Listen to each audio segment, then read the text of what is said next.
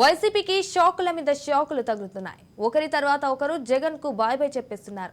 వచ్చే ఎన్నికల్లో తమకు టికెట్ దక్కదని నిర్ధారణకు వచ్చిన నేతలు వైసీపీని వీడేందుకు మొగ్గు చూపుతున్నారు. తమకు ఏ పార్టీ టికెట్ ఇస్తామంటే ఆ పార్టీ వైపే ఆసక్తి చూపిస్తున్నారు.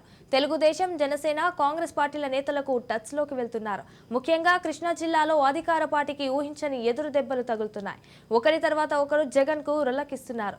మొన్న పెనమలూరు ఎమ్మెల్యే కోలుసు పాదసారథి, నేడు తిరువూరు ఎమ్మెల్యే కొక్కిలిగడ్డ రక్షణ నిధి తిరువూరుల నుంచి 2 సార్లు గెలుపొందిన తనకు టికెట్ నిరాకరించడంపై ఎమ్మెల్యే రక్షణ నిధి ఆగ్రహంతో రగిలిపోతున్నట్లు సమాచారం.